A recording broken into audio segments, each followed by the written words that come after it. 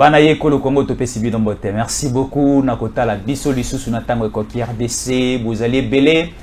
Na mikili ya poto mobimba Topesi Bidombote. Tomoni bandeko ya Kisasa bazali belé très mobilisé. Tomoni bandeko nyonso na mboka mobimba République démocratique du Congo très mobilisé aussi en train de nous suivre. Na mikili ya Angele, mikili ya poto mobimba bazali kolanda biso partout à travers le monde depuis la France. Namoni na ville ya Lille, mon vieux David Kombe, FMI akabata la te. Non, faut kozana bayaya boye, faut kozana bayaya boye. So kozana bayaya boza l'aise na bomo ina ona vi na yo. Mon vieux depuis France na Lille, na pesio mbote. Olingi biso makasi olingi pe mboka na makasi olingi pe ba konji ya mboka na makasi Félix Antoine Tshisekedi Tshilombo, mon vieux David Kombe. FMI akabata la tête depuis Lille en France na pesio mbote to kolobela susu makambo etali mboka na biso ça bouge de partout du côté de l'armée congolaise tomoni le général compétent de l'armée congolaise Christian Chiwewe asangisi awana Kisasa ba FARDC nyonso ba militaire na biso nyonso atomboli agangi na mongongo makasi bozo kango sikoyo. Non, j'ai aimé ces militaires, j'ai aimé ces généraux. Oya lobby et pessibiso espoir que Kagame Kalata Zola la makale kale. Non, Christian Chiwewe lobby. Christian Chiwewe nous a communiqué la pensée de Fachi.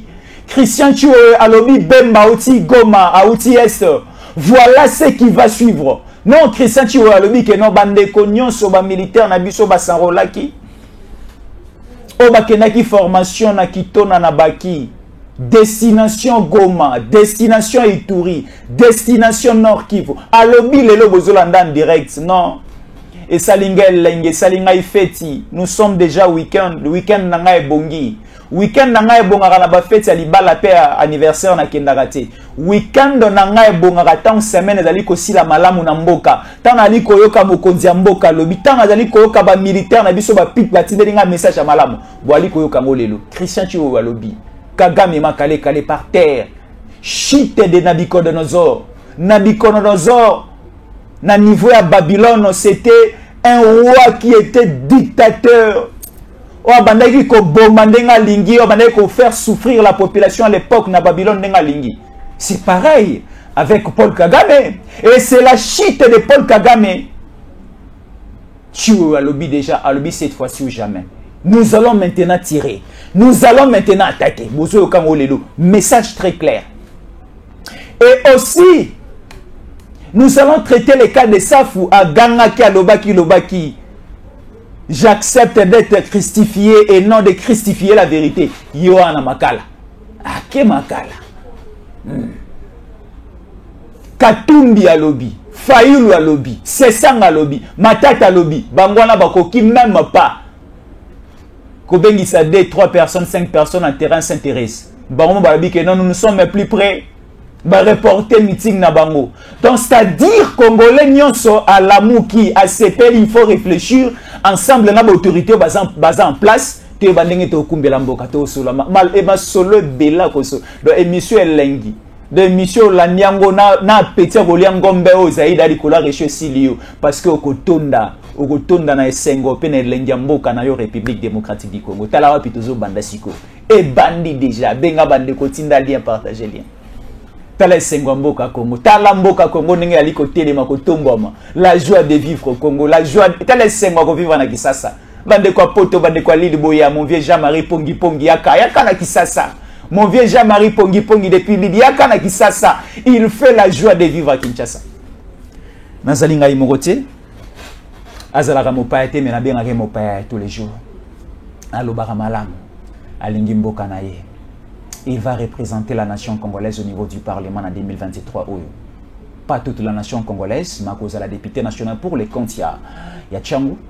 Alobaka malamu, il fait des révélations après Sarabino information malamu na etando ekebo sepela kana epe na mikili ya poto mobimba na Kisasa pe ba sepela kana ye yende to repartager ne makanisi lelo ou sans moto mbote mbote ndeko na ngai Jésus Yankole fiston na pesi mbote na ba congolais nyonso bisika bazolanda biso de partout des pères et des mères et ça le cola slogan na ngai tie lorsque je parle comme ça le sang de l'homme qui crie à moi qui me permet de dire que je suis de père et de mère. Il faut qu'on soit fier ya kozala oyo ozali lelo, parce que les Congolais, nous devons savoir une chose.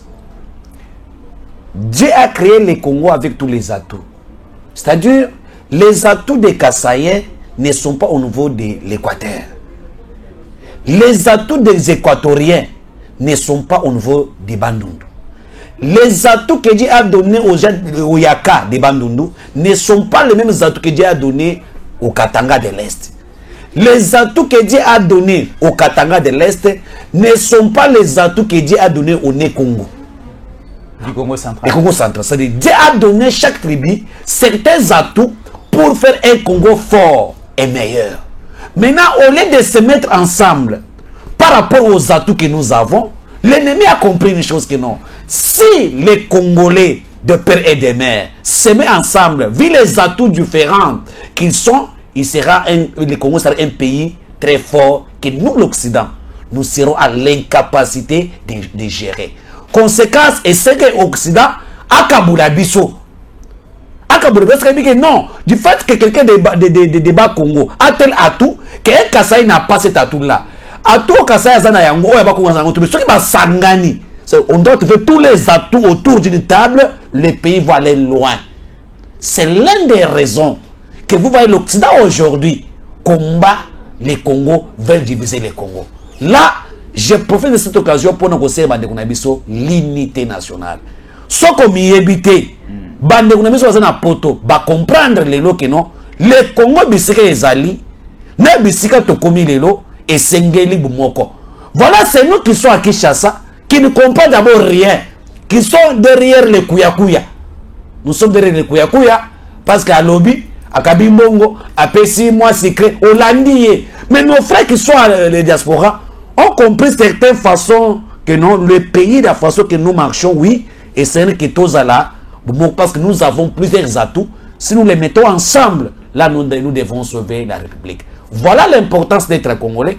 Et voilà l'importance aujourd'hui que j'ai dit, dans éveil patriotique, que les Congolais, Bissiko Zali, regardez ton pays, pense qu'est-ce que tu peux faire pour le pays. Nous avons les devoirs. Les Congolais ont les devoirs pour leur pays. Et les autorités qui nous dirigent, donc il est temps que chacun de nous, se retrouver à qu'est-ce qu'il peut faire pour que Mboka Nabiso et Tombouama. La raison pour laquelle moi et Fiston Jésus en colère, nous sommes chaque jour ici. Tozo Pesabino, ma information, Tozo dénoncer Makambozo Nakata Mboka Nabiso, Tozo Pesa Vision Nabiso. C'est le seul moyen que nous avons aussi pour nous Kusunga Mboka. Bakozbayo Kakabiso, Tabayo Kibiso, Basali Otolobi, Mboka Pesaini, et que les boss. Maintenant, toi, qu'est-ce que tu penses faire pour ton pays? Tu es ministre, qu'est-ce que tu fais? Tu es député, qu'est-ce que tu fais? Tu es sénateur, qu'est-ce que tu fais? Il est temps que les Congolais prennent conscience. Regardons dans une même direction. Notre direction, c'est la République démocratique du Congo. Tu sais que et nous devons laisser l'histoire à nos enfants et nos petits-enfants qu'un jour, tous allons qui n'embok, tous allons qui les bandes n'embok, tous tonga n'embok n'abiso, tous crèmes ça n'embok n'abiso, tous voter des bêtes et seigneur pour que Congo et que de l'ebosso. Et moi, Ousmane Moutouma, l'habitude du peuple. Au-delà du plateau, je suis candidat dans la députation nationale. Nous devons changer la classe politique de Konanga Jésus. Parce que nous sommes restés avec une même classe politique des années et des années. La famille Kengo. Au bon temps, nous avons Kengo Wandon. Aujourd'hui, Kengo n'est pas là. Comme vous savez, moi, pour que l'image de Kengo Salini est Bungate. On est où? Oh, Moulin de Sakom, c'est son père.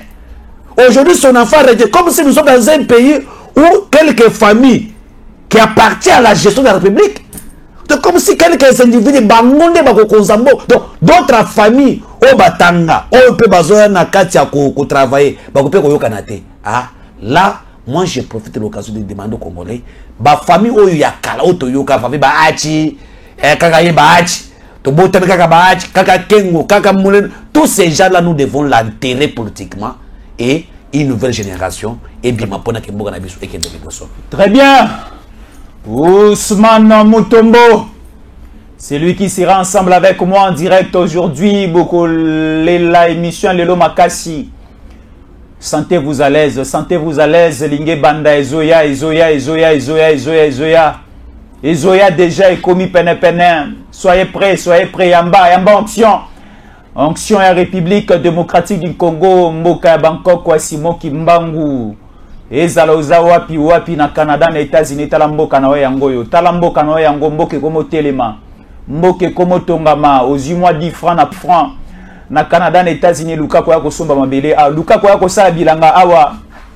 Ozima muke oza na France, ozima muke oza na Autriche, ozima muke oza na Chine, luka kwa kosomba mabele luka kwa kosala bilanga awa. Luka kwa kosala moi entreprise ya moke engagé bande kono ba congolais tala ndenge to kotombola mboka mboka esikimia ekoti guerre ezali susute tala Museveni déjà ewana azama kale kale aza entre la vie et la mort. Voilà la délivrance du Congo. Kagame azali kolela kwei akwei épilepsie akwei lokola na bicodonosor. Il n'y a plus question d'agresser la République démocratique du Congo. Oui, le général Christian Tiwou alobi alobi SPDC ba congolais belé alobi au niveau ya Camp Kokolo tellement que biso to lingaka tozo information oeza fraîche parce que balobaka baliaka mafuta ya ntabatango eza moto.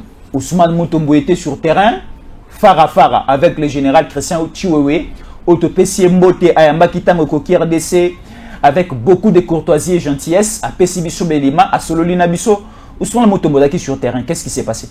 Ndekolanga je suis et c'est le que Moussa to salaka to zwaka biloko ya kolokota balabala te. Nous sommes tango koki RDC. C'est-à-dire que c'est un travail que nous voulons avoir des informations à la source. Na ebisa ko tango benga yo za bemse papa. Biso tozana no kuna na kako. Na eba ki déjà, na eba. Tozana na général. Toyo kananu. Mayi o général akoloba nini. Mais ce que moi j'ai aimé aujourd'hui, je salue en passant aussi le général Tiwou Christian.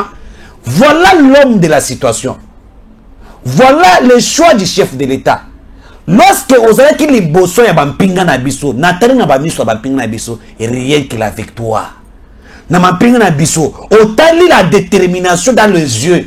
Parce que biso total la détermination na kolobate. Dans les yeux, même une façon kolata sokoto na bango, ozo sentir que t'es bato oyo baza prêt soko le bikaka ke zuwa raka donc azali sur makambo kotala nanu bana te bakotiki bakokende. Alors général Tiwou asali musala lelo d'abord langage oyo mettre sur terrain de kunangai na zimso bazu awa na Rwanda na Uganda donc bazo kokate ils ont compris que c'est la guerre. Là c'est un message de la guerre. Pourquoi? Et ya mobana ko pesa mbota tatam ko za ekolo abeti c'était IBC que nous avons qu'un seul commandant suprême qui est Félix Antoine Tshisekedi Tshilombo. Bazami balete, bazakaka yemoko. Yende azana souci ya kimye na est. Boyeke na est kuna badogolo miso balinga boto biso mabele.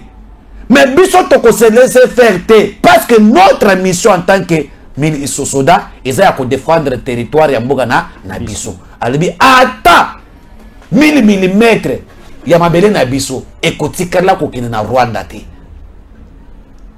Alors le pays qui nous agresse, le Congo c'est éléphant, tous prêt de récupérer notre territoire. C'est-à-dire que un message déterminé. Il est allé loin. Il y a que le lot tous les militaires besoin de loyauté. Oui, il a épinglé. Alors les militaires besoin de loyauté na kati ya force armée congolaise na biso. Bon prêter serment pour nous défendre Mboka. Mais si on est mutu liboso ya ko trahir. Tos bobongisi makambo, makambo to bagana bayoka kabiso. Alors bobongisi makambo, stratégie kata ngwesili oza mutu liboso ko benga na téléphone communiquer na pa bangona. To surtout yebibino okanga. Très bien. Aïbisi bango na miso alibi tosito yebibino déjà bokangama. Très bien. Soki olingi ko servir mboka te, oyo prêter serment te, loyauté ezate na mboka, longola sokutu na yo ya FARDC, zongisa kende uluka mboka na oyo za loyal. To yebibino. Abeti sete wana. Et j'invite les autres midonga na yebi baka frumwetmo bazawana, bazotana bakesibi donginasi et les traîtres sont déjà connus et bako frapper bango. Il est allé loin. Bagina awa mukolomo awa kende ko Jésus ba prime ya ba militaire bazoli yango bazo décanter ba prime sur terrain na mbongo alimentation ya kolia ya ba militaire qui na front awa na Kisasa bakati et commis sur place dans la province bakati les sous et na lié ya destination ya liko bakati yango wana tangu yo na ngai tolobaki biloko awa tolobaki awa nous avons dit que non et sengel ke ba prima ba militaire baza na front et bazwaka yango général ayokaki biso ayokaki biso coup de chapeau à lui ayokaki biso alobi nayokaka bino tangu ekoki RDC alobi etelanga alobi Ousmane Muto Museto nayokaka yo zala wana oyoka makambo na koloba alobi ba discussion de ce zwami ke musolo ya militaire ndenye azo signer ezobima azo angolo lingi wana parce que seul moyen que l'ennemi veut fragiler notre armée il y a cause musolo militaire ko tient na poche na ye militaire a commis na 3 mois impayé militaire azana 4 ya fort azo kabilo kwa kolia te mais biloko ezo kende alobi eloko moko bona na kamwa lobi tata mokonza ekolo lobi ba recruter ba jeune ba kende ko sala formation militaire mais jeune aye na kakokolo ami komisa yo commandant komi ko $500 pour ko garder na liste et bandi wapi ça c'est quoi et bandi ndenge ni ta niveau attention ba armée na biso et ba bimisi ba ke mbongo ba kis ya ba traitement ya batwana ale yo commandant ozi ba mbongo wana ochena poche be atamboli amoni biloko wana te batwana bakosani ni bakokangama. Très bien. C'est-à-dire que la discipline aujourd'hui au sein des forces armées congolaises au nganda sepenango lelo le général était tout fait tout flamme. Il a dit clair que on ne doit pas accepter encore des erreurs du passé. Nous sommes là pour défendre la République. Ba opposant mikolo ba komiko benga ba soldat na ebeki na ngate général ebisi biso alobinde Ousmane ba opposant ba zo benga ba soldat ba benga bango na lolenge abengi alobi ba futaka bino bien te zala mo panzi na ngai biso tango na koyana ko sala bino boye ayebisi ba soldat ayebisi bango nous sommes apolitique awa na kako ko la parti le makambo lisanga ba soldat baza batu ya parti politique te oyoki soldat le politique na monoko na ye kangaye et ayebisi ba politique soko kokite ko sala politique obliger bato ne ba so abete ba piaka si ko ko sa mutu na armée soki to yoki to kangayo c'est-à-dire que il y a certaines personnes ici oyo basaki ba soldat te o bazo influencer ba soldat na tamu nyonso eza soni ya comprendre que l'opposition en perte de vitesse veulent commencer à corrompre le moral ya ba militaire. Là c'est beaucoup de points que j'ai à lobby mais là moi comme sanga na suka oui que depuis 2015 nos forces armées congolaises bazaka na tenite ba pesa bango tenite c'est maintenant que déjà basali ba tenir na bango na logistique déjà lobby na zo senga mukonza mboka pour to bana ko distribuer ba tenir wana ba obazana kata Kinshasa et sa détermination oyo ba lobby na logistique na biso tout est prêt. La détermination est na kati ya makambo na la c'est que lelo soko toke na bitumba Soudan na biso bakolonga parce que bazaka ta ko senir notre armée bakuya nyonso na armée bazo kangama il m'a dit boko kangama. Très bien. Bino ba miyibi boko kangama bikomi bato ba cop boko kangama et sengeli la discipline au sein des forces armées congolaises. Là ce sont des messages forts, mais l'Okonga aussi parce que le militaire était content, déterminé, tout le monde jurait que d'aller à l'est et récupérer nos territoires jusqu'à aller au niveau du Rwanda. Et les matériels sont là. Il a dit que la logistique est plein. Il a dit la logistique est plein. Bino batobote kakaminduki, tout ce que bino déjà. Boko kangama. Voilà. Bino batobote kabateni, tout ce que bino déjà boko kangama. Donc nous sommes prêts de répondre à toute éventualité oyekoya. C'est ça le langage général. Très bien. Donc là, moi j'ai dit félicitations à cet homme. Mboka ebongi mboka ebongani. Tala esengo na ngai ya kozala congolais.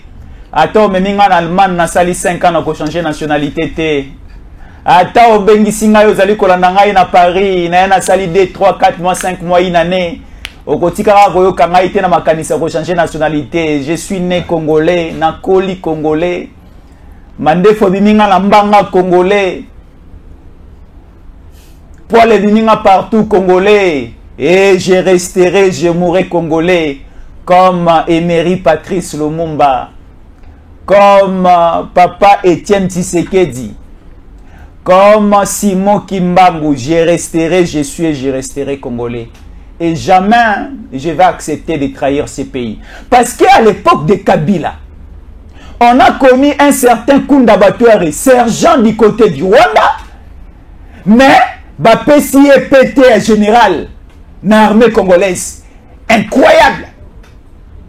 Dans ces pays, tout le monde Laurent Désiré Kabila aïe, Baché général ya armée Nabiso et Sika O Christian Chiwe Wazali Lelo, Laurent Désiré Kabila a tia James Kabaré de place Oyo. Voilà l'idiotie de la Kabylie.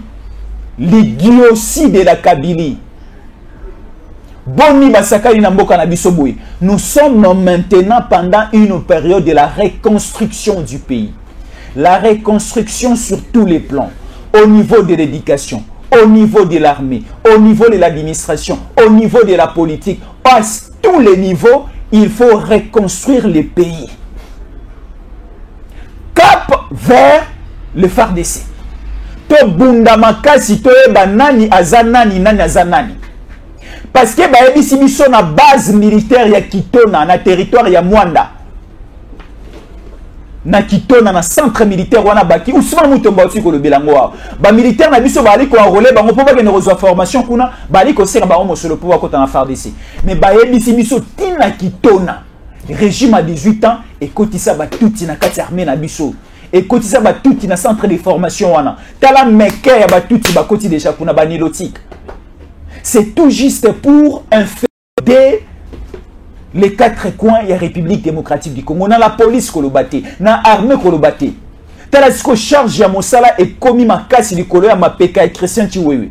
Aeba nana zanani, nana ali kolata sokoto ya ba congolais, nana ali kolata sokoto ya armée na biso, qu'il faut laisser, qu'il faut enlever, ainsi de suite.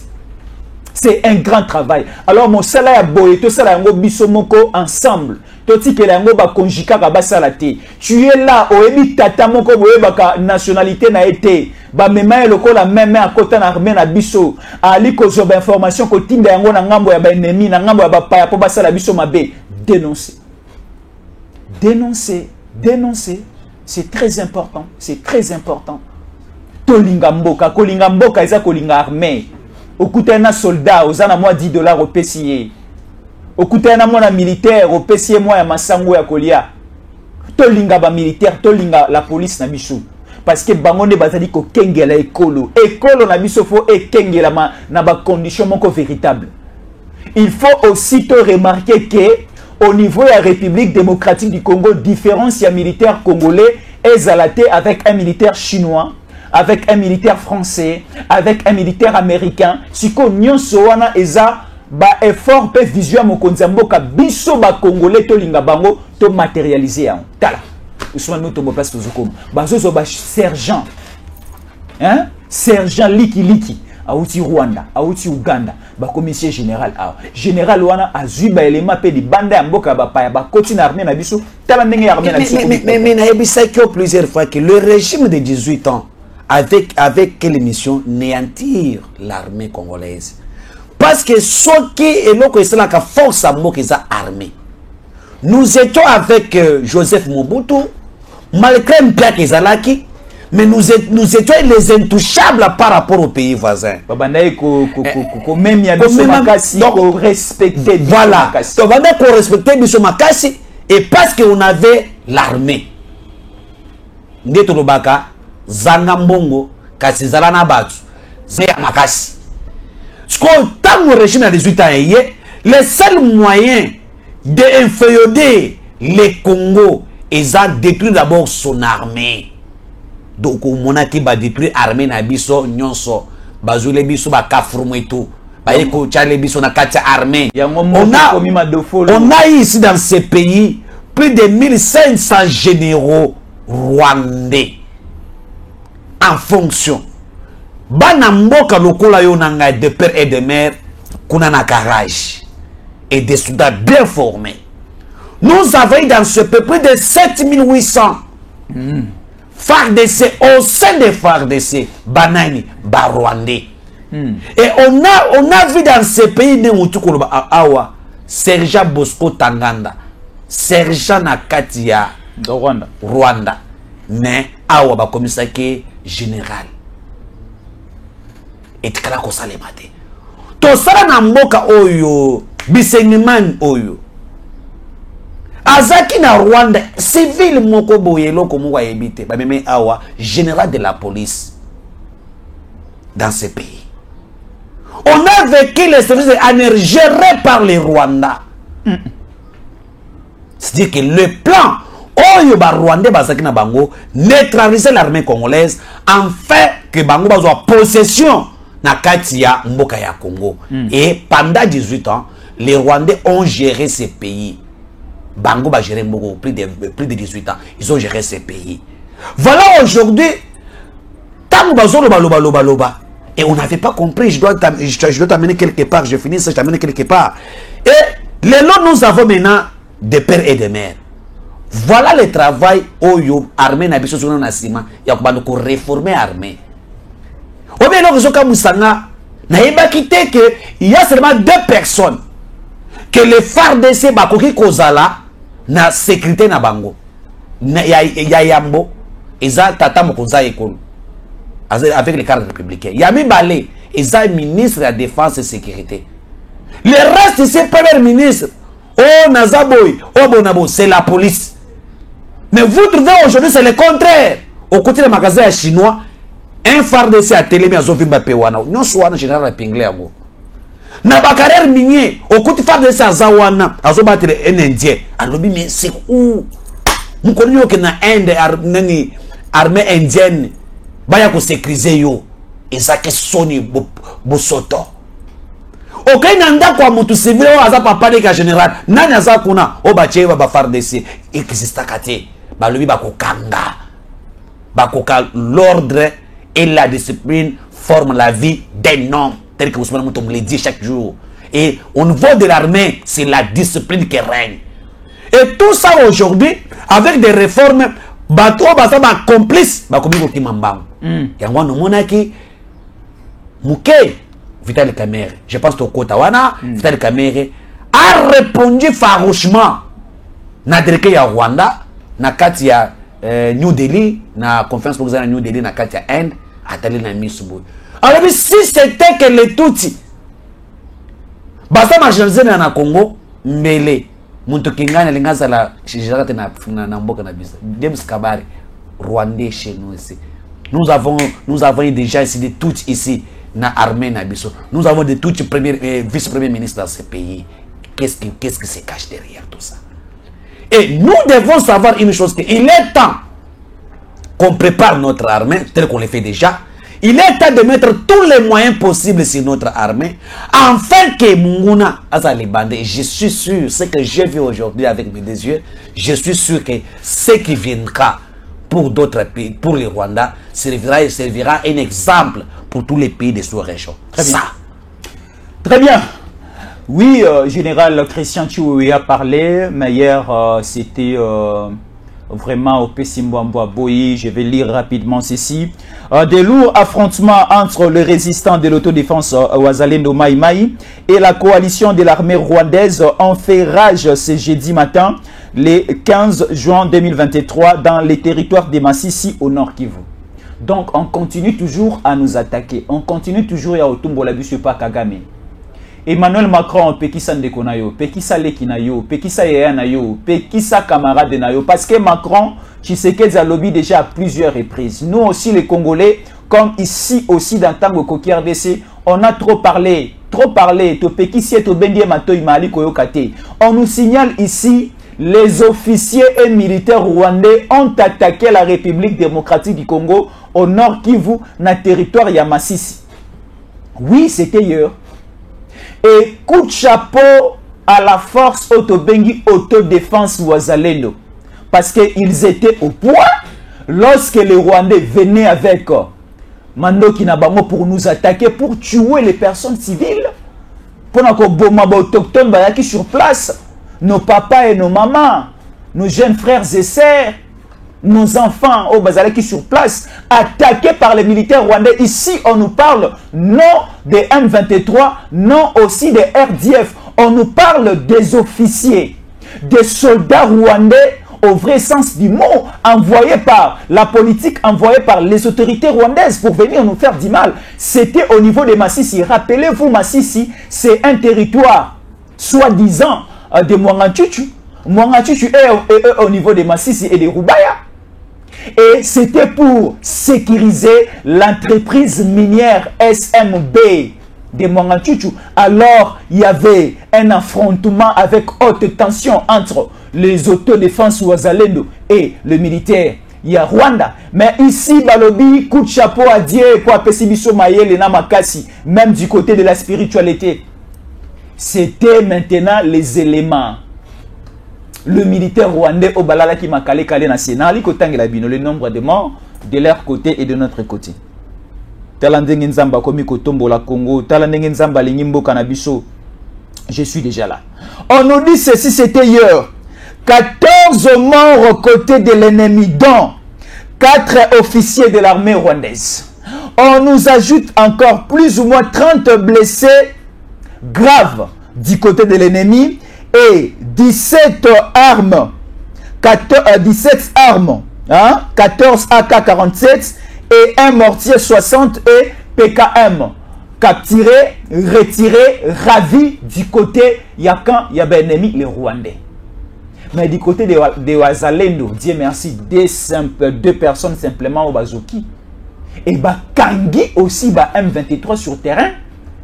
Kangi aussi, RDF sur terrain. Ousmane Moutombo est le mieux placé parce qu'il était en communication avant de monter sur ce plateau. Nabande Konyoso baza sur place, surtout les Wazalendo. Baliko communiquer malamonaye, baliko PCB information pure à tout moment Ousmane Moutombo. Ndekuranga Jésus, nalobi ki oyezo le kanakata Estambo kanabiso, nous devons être très vigilants. La raison pour laquelle je voulais dire quelque chose ici avant na kota na kambonayo ou na motuna nayo. Moutunos oyazo soutenir Rwanda et l'ennemi du Congo. Même s'il est congolais de père et de mère, mais il soutient l'agression rwandaise. C'est que ce monsieur-là est l'ennemi du Congo, n'est pas un vrai Congolais. Parce que tu as dit qu'avec Joseph Kabila, les Rwandais se sont congolisés. Bandela? Avec Joseph Kabila, les Rwandais se sont congolisés ici. Comment? Bakomi ba Mutombo, bakomi ba Kabamba, bakomi ba Ankole, bakomi ba Simba. C'est ça. Ba Matondo. Ba Matondo, soit qui na Rwanda, kota ba Matondo bazali, bazo ba Kombo na biso. Ba se cacher derrière ça pour faire leur mission. Et quand vous voyez quelqu'un qui soutient aujourd'hui le Rwanda, quelqu'un qui a zolo banabola mouya Paul Kagame, sachez qu'il n'est pas congolais. Il est l'ennemi du Congo. La raison pour laquelle les opposants que nous avons tous sont des ennemis du Congo. Na parti à Mata Tampon LGD. Si tu parles du mal du Rwanda, tu es exclu du parti. C'est que je dis, il y a des preuves. Plusieurs personnes contre Rwanda ont été exclues du parti. Et c'est ça de personnes qui viennent pour être président de la République dans ces pays. Ils ont marre. Nous, nous avons un câble belé. À partir de 4 heures, il y a eu des affrontements entre les militaires rwandais na Wazalendo. Et c'est là qu'il y a Massissi. Je vous dis que les Wazalendo, aujourd'hui, nous avons les Wazalendo, les pro-gouvernement. On va comprendre que Tokotika Mboka na bisote. Il faut défendre la nation. Bakomi pe na soutien, je vous dis que Bakomi na soutien il y a gouvernement. Les Wazalendo sont reconnus comme les réservistes du gouvernement. Et le gouvernement a un appui, il y a logistique militaire. Pour appuyer Bango, parce que nous avons machette tende bazaki les bosso. Parce que nous avons flèche te bakomi on a mindouk ya solo qui doit faire face à l'ennemi. Et bakutanaki na banguna ya mboka Congo. Non, Dieu merci. Ces gars ont fait le travail. Ils ont saccagé l'ennemi. Ils ont saccagé l'ennemi, je te dis, il y a des morts. Le bilan, on a bilan les bosso, mais ils savent déjà qu'ils ont un cas à combattre. On a capturé les autres, on arrête qui? On arrête les militaires rwandais avec des armes de guerre. et ça bazo confondre dans les nabakata bateni rwandais. Et nous devons être très vigilants. Il y a un colonel au Azana Katia contingent burundais m'appelé pour me dire que les Congo, vous devez ouvrir les yeux. Bango ba Burundais baza prêt. Ce que les assez à lobby que non, to fongula fait sur les Rwandais qui sont au Congo. Mais moi je sais que les assez ça va monter parce que nous avec les assez ça ne marche pas. Mais les Burundais ont dit tous prêts à accompagner Bino. Parce que à chaque fois que ça va patrouille na bango, il se rencontre chaque nuit avec les militaires rwandais. Namabele à Congo. Là, c'est un colonel burundais qui est dans le contingent Oisa Kuna Oya Bengingai. C'est pas ça, patrouille à Bango, parce que Rwandais, militaires rwandais dans le Congo. Et les autres côtés, ils sont complices. Ils sont considérés par parti M23 ba force kenyan autre. Comme ils vont récupérer M23 complices dans Bango. Et c'est que moi, j'ai dit, nous devons ouvrir les faits. Tel que tu l'as dit aujourd'hui, à tous les soldats, est-ce que vos appels pour la école, c'est tout le monde qui ont dit IO? Parce après pour nous faire l'école. Est-ce que vos appels de finir avec ça? C'est-à-dire que moral est fort dans ces ans d'école et sengeli biso. Le col bandoko basala kata belé na biso. Je ne vois pas comment retarder. Il faut les frapper. Si les Wazalendo sont mal à l'aise, mais si les FARDC commencent à attaquer, ça dit que c'est une question de 2 jours, 3 jours, 4 jours. Dans une semaine, on trouve la paix de ces côtés-là. Et la population de l'Est ont besoin de la paix. Et notre armée doit... Sur les Wazalendo, fait un bon travail. Voilà, il y a certains généraux maintenant, au bazar en complicité avec les Rwandais, qui combattent maintenant les Wazalendo, qui bloquent les Wazalendo. Je pense qu'on avait dénoncé ça avec toi. Et je pense que le vice-premier ministre, ministre de la Défense, Jean-Pierre Mbakombo, a dit que non, ces gens-là seront remplacés. Faut pas l'ongola bango. Parce que Bazo joué na Géanini, il y a ennemi. C'est ça ce que nous voyons aujourd'hui. Alors qu'est-ce que nous devons faire?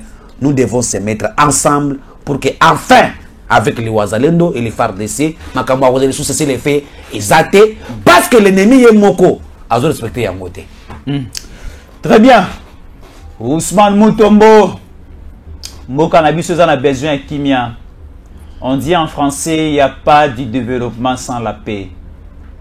La paix, c'est une priorité avant que vous puissiez passer dans l'axe du développement. C'est très important. Tobunda, pour la kimia, et Zanakatseko, c'est très important. Alors, kimia Congo, il faut la souci à Gaïna yo. Tolala, tolamuka, tolamuka, tolala, toeba nini tokoyiko sala pour la kimia mboka oyo. Tu remarques qu'une personne suspecte là où tu es, il faut dénoncer, il faut le bas. Parce que les suspects sont maintenant partout. Les infiltrés sont maintenant partout. Les Tutsis sont maintenant partout. Les envoyés de Paul Kagame sont maintenant partout. Que ce soit au Congo central, Bandundu n'en parlons pas. Est Koutamboka, Topoussana Tolobate, Kinshasa, si bas côté belé depuis le régime passé.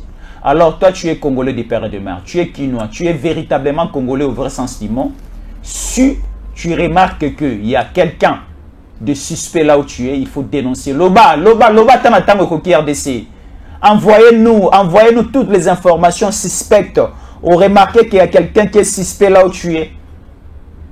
Plus 243 81 57 20 388. Je le répète, plus 243 81 70. Non, qu'est-ce que je dis? Plus 243 81 57 20 388. Écrivez-nous, appelez-nous, contactez-nous pour toutes les informations et aussi les dénonciations partout vous allez. Tane bande ko Angola bali ko benga biso. Que na Angola rien ne va. Angola va remarquer qu'il y a une complicité et pas bangolais na ba Rwandais ba sala biso mabe. Ba côté la biso à partir à Congo central et si balobaki. Et si ba bisa biso to yebit. Alors, tu es congolais lingimbo kanayo. Kundima ko kalisolo ya mabebe tamateo baliko lukabaya ko boma ba ko tumba mboka ba pelisa moto. Bato ba roziki ezande bandeko na yo ba tata na yo ba mama na watayo za musika. Mais au sepelateur ka yo na musika en États-Unis. Qui fiston yanko les Jésus-Azikia. Je ne suis pas sûr que mon vieux JM Jean-Marie Pongi a sepelateur ka fiston yanko la ziki anakata kisasa parce que Kabila ayo kana kina bandeko na ye ba Kagame ba ko tumba biso a. baza possible ya kosala makambo na swali koloba. Alors osumuna mutombo na yokaki yo akili kilo matao kita. Oh, session parlementaire en mars oyo et qu'aussi la terre collecate la loi tiani des pères et des mères. Il faut que la Congolais à tata, Congolais à maman, Congolais du sang, non Congolais de souche. Tozeli. Session parlementaire et sili et loka babombela kibiso et zayako laver Daniel Safo bakanga eli susute o azamo santo avant de panayali mbinzo avant de panayali taba amela moi 20 komela bakanga eli susute o tozela ki yete mais o to kana ikozote ya motozu ndekunanga Jésus na bato bazolanda biso na kosepela bo la émission na biso bo s'abonner pe belé na tango ki RDC pona eteke bozwa occasion ya kolanda Ousmane Mutombo le bitre du peuple na Fiston Jésus en Yankole pona to solola pona eza pona bien biso nyonso to oui bien ça il qu'on a eu ça plusieurs fois Jésus nous avons un problème de gens cette assemblée nationale il faut qu'en 2023 ta mutombo zongate. Si les Congolais sont conscients, si les Congolais qui aiment ces pays vont nous soutenir, nous, une nouvelle génération. Ils sont en train de rater l'histoire de leur vie. Rater l'histoire. Mbosso vient d'échouer. Mbosso a quoi?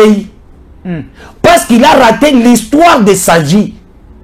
Plusieurs fois ministres dans ces pays, cette fois ministre, ceux qui 5 fois député Bonaboy, Mbosso a tiré dans Mboka rien. Il était face à l'histoire. Soyons du bon côté de l'histoire. Seul bon côté de l'histoire, c'est de protéger la souveraineté. Yamboka Nabiso, Naba Namboka de père et de mère. D'autres pays ont des mêmes articles comme ça, comme loi comme celle-là. Mais pour l'intérêt personnel, pour l'intérêt des individus, l'Assemblée nationale a voulu cracher sur les mémoires de tous les Congolais pour que la loi Chinese a traité. Naibisa Kiyo, Mbos était face à l'argent, il était face à la menace de mort. Face à poste naïe. Mbos a voulu protéger sa poste au lieu de protéger la nation. Mbos a voulu être en vie au lieu de laisser la nation en vie. Il a échoué lamentablement sa mission. La loi Tchani gêne qui? Lorsqu'on a bloqué la loi Tchani, je plairais. Je plairais. Voilà comment nous les Congolais, les députés que nous avons envoyés au niveau de l'hémicycle, si c'est pour les perdièmes, Bazali Bosso a la perdième. Si c'est pour que motion de méfiance contre un ministre à Bengi à PC Moussula Kitisiango, ils sont prêts. Bazaba champion en ça. Mais pour des lois qui concernent la souveraineté à Mboka Nabiso, les députés inconscients, irresponsables de toutes les années que nous avons eues. Et ça, vous allez dire, l'union sacrée, ça c'est l'échec. Lorsque tous ces gens-là qui sont là-bas, la majorité c'est l'union sacrée, non? Ils sont incapables. Il y a Kobimisa, qu'on vote la loi pour nous sauver Mboka. Et ces gens-là, on attendait quoi? Loi pour sauver Mboka, la loi Tchani. Et sauver Mboka des pères et des mères. C'est-à-dire que la souveraineté de ces pays doit être sur Namaboko, il y a Congolais, il y a Tata na Mama. Congolais, il y a Kouloupe, Makokikoyokela. Mais, à niveau, il y a Algérie. Baza même là avec nous, proposé par le Tchani. Égypte, Koutoubaké, Moussika. Il faut être musulman. D'une famille musulmane. Na Tunisie, les arrière-parents. Il faut baser là-bas musulman. Bakoko ya Bakoko. Bakoko ya Bakoko. Pour être candidat que président de la République. Na Tunisie, puis Basara contre Katoumi. J'ai vu une vidéo de Katoumi qui dit lorsque à cause de la maman, vous avez retraité dans la Tunisie. J'ai vu une vidéo qui circulé. À l'habitant, vous avez retraité dans la Tunisie. Voilà quelqu'un qui n'a pas aimé ces pays. Tu vois, Et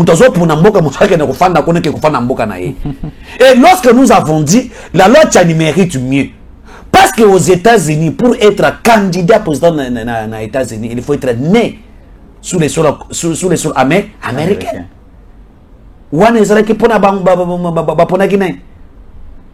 Mais s'il y a les Congolais qui s'élèvent aujourd'hui, dire sauvons notre pays, nous sommes un pays où au monde nous avons 9 voisins, la RDC, 9 voisins qui nous entourent, et un pays convoité par nos voisins, infiltré jusqu'à la moelle épinière. Et les seules choses que nous devons faire, c'est voter cette loi afin de sauver notre pays. Très bien. Et Bissomoko, ba député, ba niibi, ba o ba yebi koka kofinga, ko lancer parole à xénophobe. Allez, c'est ça, c'est qu'ils sont allés faire au niveau du Parlement. Ça, si la loi n'est pas votée dans ce Parlement, c'est l'échec. Parce que j'ai écouté quelqu'un me dit non, bah ko senga pour logement, bon ça c'est extraordinaire. Peut-être dans la session extraordinaire, bah ko traiter loi tout est possible parce que ils avaient parlé de matière où ils avaient classé. Mais moi je n'ai pas confiance na bateau parce que balingi solo mon solo.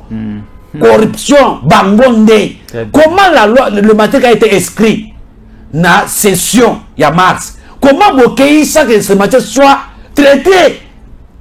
Vous autres traitez Yanni. Il y a d'autres. Il y a d'autres ne traiter. Il y a polygamie. Il y a polygamie, on peut polyandrie. Hein? Quelqu'un qui dit pour la polygamie, nous sommes prêts de mourir tous ici.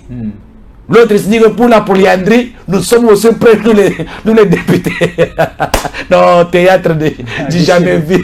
Théâtre de chez nous. Mais nous disons, même si vous n'avez pas voté cette loi, nous arrivons, nous allons les voter. Mais ça sera trop tard. Hein? On les fait pas. Katumbi sera déjà à la tête. Écoutez, Ndeko Jésus en collé. Katumbi sera déjà à la tête du pays. Écoutez, même si vous venez après. Ousmane Moutombo ne soutient pas cette loi pour un individu. Contre l'individu, non. Ousmane Moutombo le fait, c'est pour l'intérêt de la République. Le problème, c'est quoi? Le problème est que Moto Oakoma Likolo Yamboka, président de la République, il faut azala Congolais des pères et des mères. Yo oti koloba awa tango biso ba Ousmane Mutombo to koya na parlement de to kosala effort to pousser loi wana ba voter yango mais tango yo koma na parlement na 2023 ou mais Katumbi déjà pas comme président de la République non voilà président Katumbi ça ko bloquer je te dis quelque chose vrai na ibisa ko ta na ibisa zo le boko na ngakata na lobaka je sais ce que je dis Mukolo Moïse Katumbi à cause le président na mboko na 2023 katanga iloboko hein Katanga Loboko. Moïse Katumbi a kotika la té. Un Congolais sérieux, un Congolais conscient. A koki kocha papier na té na kombo Katumbi té. Très bien. Merci. Katumbi akende na Zambie, akende na Italie, akende soki na Rwanda, là où il soutient le M23, il soutient l'armée rwandaise, akende kuna. Mais nous allons voter des Congolais des pères et des mères. Félix Antoine Tshisekedi Tshilombo, c'était un envoyé de Dieu, un don de Dieu. Les jours où vous avez Félix, Félix. Et aujourd'hui, Félix a une mission na Katia Libulu. Oh, Banguna Bakunda Kibiso. Vous n'avez pas vu ça? Nous avons une usine ici. Il y a montage, il y a bis, il y a Mercedes ici dans ce pays. Et c'était avant-hier. On a inauguré l'usine de fabrication des câbles électriques. On a bon marché par le ministre de l'Industrie. Julien Paluku. Là, c'est pendant 20 ans, ils étaient incapables de nous faire une usine et un préservatif. Je te dis vrai, pendant 20 ans, le régime Kabila était incapable de nous faire produire même les préservatifs ici. Même ici, il y a préservatif et ça. Je te dis. Même ici, un préservatif, je répète que pendant 20 ans, le régime Kabila a incapacité il y a une usine de fabrication de préservatifs. Merci beaucoup, Ousmane Mutombo. Tala Esikawapi. Tobeti Libaku pona ko koma na suka émission na biso. Merci beaucoup na ndenge botali biso bolandi biso bolake belé. Merci na ba commentaire na bino signé simplement tango ko RDC depuis quelque part to lingi mboka mingi. Koma kana se wana koma tango ko RDC to lingi mboka. Merci beaucoup na bande ko balandi biso de partout. Oki Ousmane Mutombo lobia. Et si va c'est biso usine, il y a fabrication des câbles. Bah c'est biso peut déjà usine, il y a montage des Mercedes. On a poto. Ezana kati akoya, ezana kati akoya ebele a okoyoka. Ozana poto, ozana besoin continuer la osona mutombo mutuka. Kotinda mutuka te, tinda ka mbongo sombela ngo awa. Ba ça déjà mutuka awa. Kotinda la mutuka te kozwa temps ebele na mai. Tinda ka mbongo sombela mutuka awa. Bandida ko sala mutuka avec Fachi. Merci na bande kono so batali biso, restez fidèles au programme de Tango Kokia.